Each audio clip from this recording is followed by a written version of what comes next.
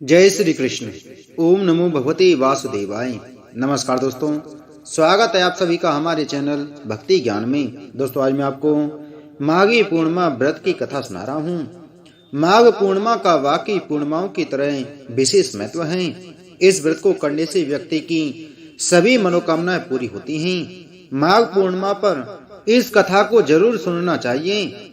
इसके बिना यह व्रत अधूरा माना जाता है।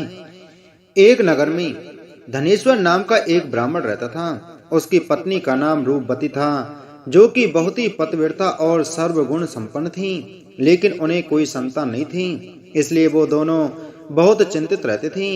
एक बार उस नगर में एक महात्मा आए। उन्होंने उस नगर के सभी घरों से दान लिया, लेकिन धनेश्वर की पत्नी जब भी उन्हें दान देने जाती तो वो लेने से मना कर देते थे।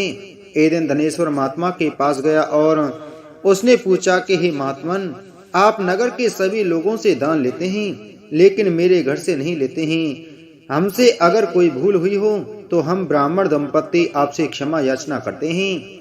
इस पर महात्मा ने कहा, नहीं विप्र, तुम तो हमेशा आदर सत्कार करने वाले ब्राह्मण हो, तुमसे भूल तो कभी भी नहीं हो सकती है। महात्मा की बात सुनकर धनेश्वर हाथ जोड़कर बोला, हे मुनिवर, फिर आखिर क्या कारण है? कृपा हमें उससे अवगत कराएं।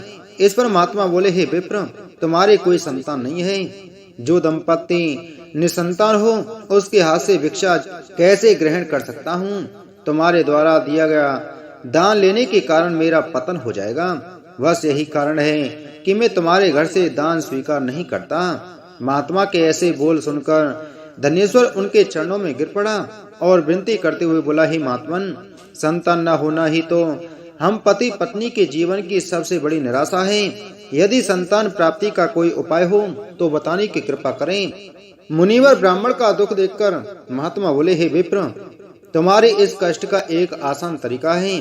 तुम्हें 16 दिनों तक श्रद्धा पूर्वक काली माता की पूजा कर उन्हें प्रसन्न करना होगा, तो उनकी कृपा से अवश्य तुम्हें संतान की प्राप्ति होगी। इतना सुनकर धनेश्वर बहुत खुश हुआ। उसने महात्मा का आभार प्रकट किया और घर आकर पत्नी को सारी बात बताई। इसके बाद धनेश्वर मां काली की उपासना के लिए वन चला गया। ब्राह्मण ने पूरे 16 दिन तक काली माता की पूजा की और उपवास रखा। उसकी भक्ति देखकर और विनती सुनकर काली माता ब्राह्मण के सपने में आई और बोली, हे धनेश्वर, तू निराश मत हो। मैं तुझे संतान के रूप में संतान की प्राप्ति का वरदान देती हूँ, लेकिन 16 साल की अल्पायु में ही उसकी मृत्यु हो जाएगी।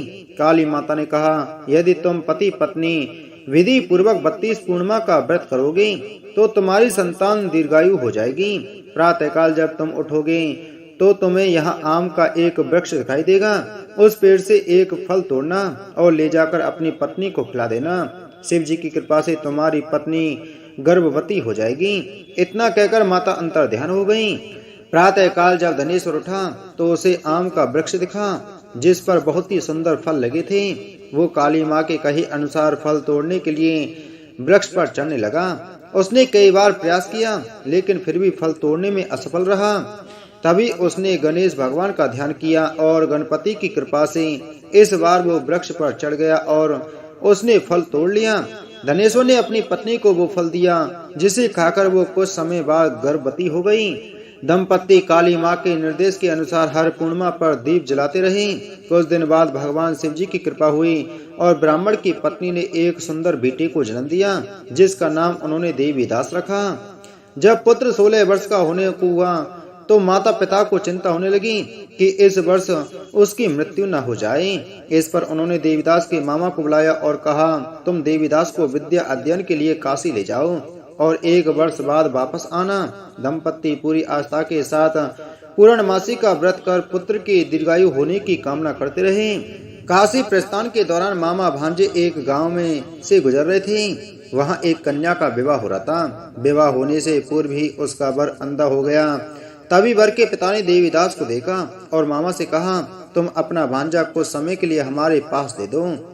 विवाह संपन्न हो जाए उसके बाद ले जाना। यह सुनकर मामा ने कहा, यदि मेरा भांजा ये विवाह करेगा तो कन्यादान में मिले धन आदि पर हमारा अधिकार होगा। वर के पिता ने मामा की बात स्वीकार कर ली और देवीदास के साथ कन्या का विवाह संपन्न करा दिया। इसके बाद देवीदास पत्नी के साथ भोजन करने बैठा, लेकिन उसने उस थाल को हाथ नहीं लगाया। यह देखकर पत्नी बोली, स्वामी आप भोजन क्यों नहीं कर रहे हैं? आपके चेहरे पर ये उदासी कैसी है? तब देवीदास ने सारी बात बताई। यह सुनकर कन्या बोली, स्वामी मैंने अग्नि को साक्षी मानकर आपके साथ फेरे लिए हैं।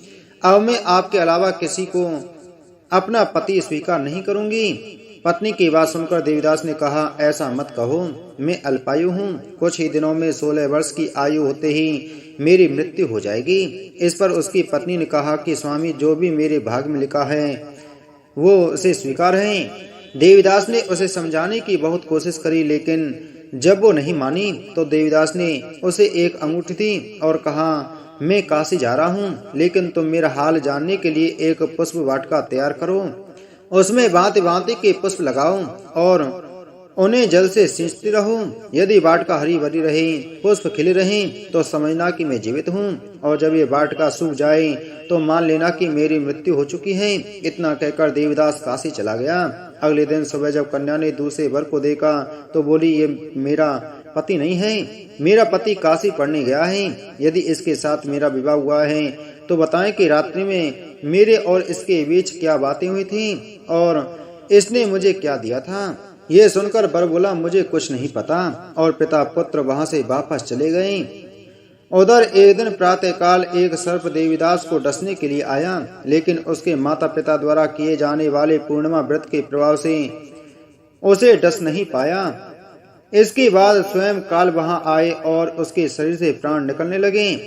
देवीदास बेहोश होकर गिर पड़ा। तभी माता पार्वती और शिव जी आए। देवीदास को बेहोश देखकर देवी पार्वती बोली, हे स्वामी, देवीदास की माता ने 32 पूर्णिमा का व्रत कर रखा था, उसके फलस्वरूप कृपा आप इसे जीवन दान दें। माता पार्वती की बात सुनकर भगवान शिव ने देवीदास को पुनः जीवित कर दिया।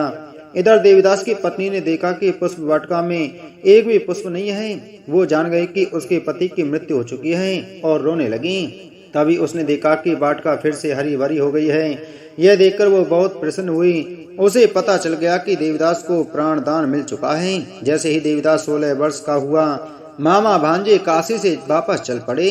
रास्ते में जब वो कन्या के घर गए तो उसने देवीदास को पहचान लिया और प्रसन्न हुई। धनेश्वर और उसकी पत्नी भी पुत्र को जीवित पाकर बड़े हर्ष में भर गए।